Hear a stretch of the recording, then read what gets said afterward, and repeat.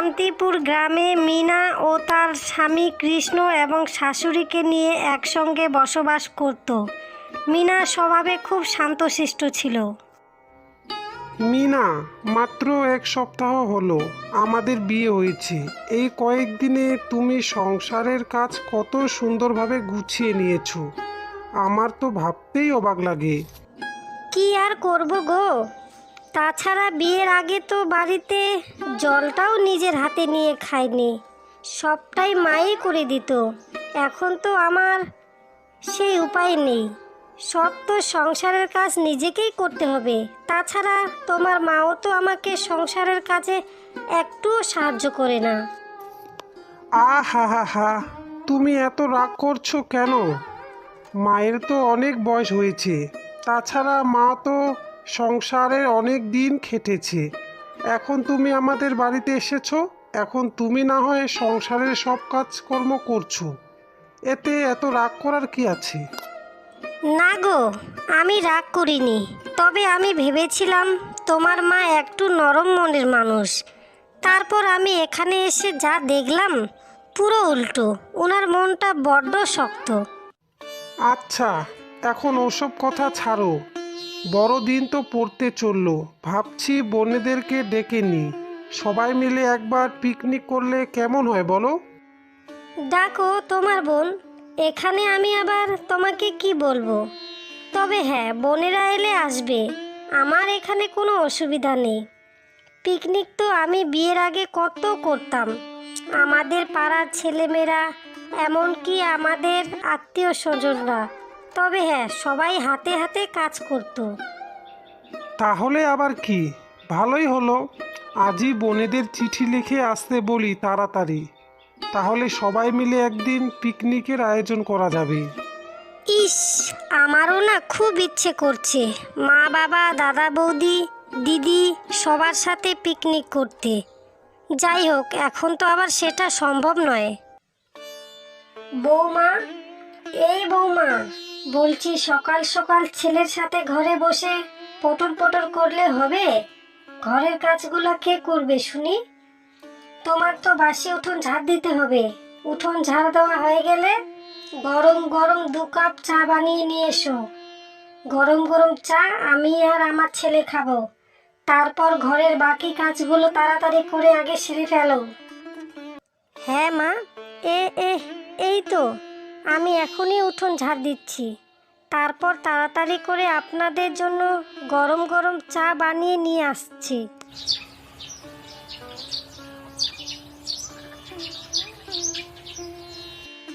মা, চিঠিতে পুচকি আর ছুটকিকে আমি বাড়িতে আসতে বলেছি। প্রতি বছর তো আমাদের বাড়িতে পিকনিক হয়, আর ওরাও আসে। এবার মিনাও দেখুক আমাদের পিকনিকে কত মজা হয়। আমাদের ওই রান্নার ঠাকুর গো, ওই রমেশ কাকাকে কাজে যাওয়ার আগে বলে যাব। বেশ, তাহলে এতগুলো লোকের রান্নাও হয়ে যাবে, আর আমরাও সবাই মিলে পিকনিকে খুব আনন্দ মজা করব। এসব আবার কি কথা? মিনা বাড়িতে থাকতে রান্নার লোক কেন রান্না করবে? মিনা এই বাড়ির একমাত্র বউ, সবাইকে ভালো ভালো রান্না করে খাওয়ানোর ওর দায়িত্ব। তাই মিনাই সমস্ত পিকনিকে রান্না করবে। তুমি তো জানো মা, আমাদের 4 জনের রান্না করতেই মিনা হিমশিম খেয়ে যায়। অত দূর থেকে বোনেরা আসবে, আবার রান্না যদি ভালো না হয় তখন কি হবে? শোন খোকা, একটু মন দিয়ে রান্না বান্না করলেই এমনিতেই ভালো হবে। তোর আজকাল মিনার উপর দরদ উতলে পড়ছে দেখছি, ওসব হবে না। আমি যখন একবার বলেছি রান্না মিনাই করবে, তো মিনাই করবে।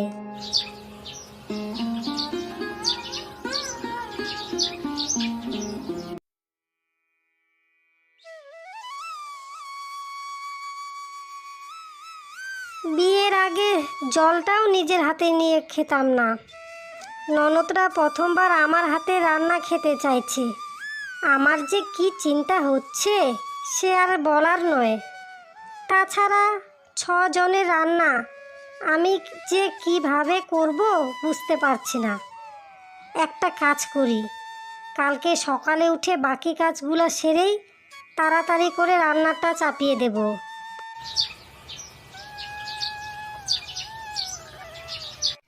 কই রে খোকা, কোথায় গেলি? পুচকে ছুটকির আসার সময় হয়ে গেল তো। তুই বাড়ির দুয়ারে গিয়ে একটু দাঁড়িয়ে থাক, বোনেরা এলে ওদের ব্যাগগুলো নিয়ে আসবি।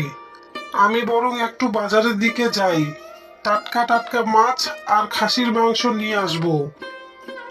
বাবা, তোমার মনে আছে তো, ছুটকির কিন্তু ইলিশ মাছের মাথা দিয়ে লাউ ঘন্ট খেতে ভীষণ ভালোবাসে।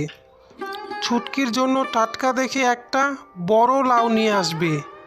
আমি বরং তাড়াতাড়ি করে সামনে এগিয়ে যাই, ওরা আসলো বোধহয়। হ্যাঁ হ্যাঁ, আমার সবই মনে আছে। বাজার থেকে সব বড় বড় এবং ভালো ভালো জিনিসই আনবো। যা, আমার পুচকি ছুটকি খেতে ভালোবাসে।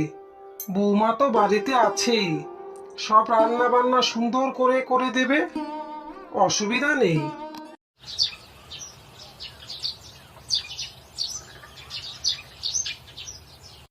আরে আয় আয়, ভেতরে আয় তোরা। এত তাড়াতাড়ি চলে এলি, কোনো অসুবিধা হয়নি তো তোদের? আমি তো পাকা রাস্তায় আনতেই যাচ্ছিলাম। থাক দাদা, আর কষ্ট করে আমাদের কথা ভাবতে হবে না তোর। বিয়ের পরেই তুই কত পাল্টে গেছিস। আগে শ্বশুর বাড়ি থেকেই আমাকে আনতে যেতিস, আর এখন থাক, তুই পিকনিকের জন্য আসতে বললি তাই আমি চলে এলাম, না হলে আসতাম না। ভাগ্যিস আমাদের দুই বোনের একই গ্রামে বিয়ে হয়েছে, তাই আমরা দুজনে একসাথে আসতে পারলাম, না হলে যে আরও কি হতো। দাদা তো আর আমাদের সেই দাদা নেই গো। কত পাল্টে গেছিস রে দাদা তুই। পুচকি ছুটকি বোন, তোদের দুজনকেই একটা কথা বলি, তোর দাদা একটুও পাল্টায়নি রে। আমি তোদের আনতেই যাচ্ছিলাম। তবে হ্যাঁ, একটা কথা, তোদের শ্বশুরবাড়ি থেকে আনতে যেতে পারিনি ঠিকই, কিন্তু ওই পিকনিকের কথা কিছুতেই ভুলিনি। এই জন্যই তোদেরকে আমি ডেকে পাঠিয়েছি।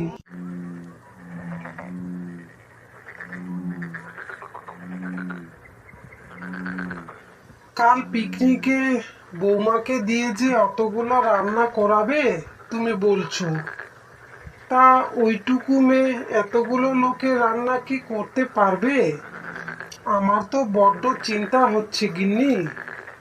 অতগুলো মাছ মাংস সবই আনা হবে, তারপর যদি নষ্ট হয় তখন কি হবে বলো তো? কেন কেন, রান্না আবার নষ্ট হতে যাবে কেন? ও তো বাড়ির বউ, সবাইকে রান্না বান্না করে খাওয়ানোর ওটাই তো ওর নিয়ম। এখানে আবার রান্না নষ্ট হওয়ার কি আছে? আমি আগেই বলে দিয়েছি, সকালে উঠে আগে বাড়ির সমস্ত কাজ সেরে তারপর রান্না বান্না চাপাতে। আমি জানি না গিন্নি, তুমি যা ভালো বোঝো তুমি তাই করো। তোমার উপরে কথা বলার ক্ষমতা সেটা তো আমার নেই, তাই তোমার যা ঠিক মনে হয় তুমি তাই করো। আমি আর আমার দুই মেয়ে কিন্তু সকালে উঠেই চা খেয়ে আগে রামনগর মাঠে চলে যাব। রামনগর মাঠেই তো পিকনিকটা আমাদের হয়। বেশ, আমরা তিনজনে আগে গিয়েই ওখানে বসে থাকবো।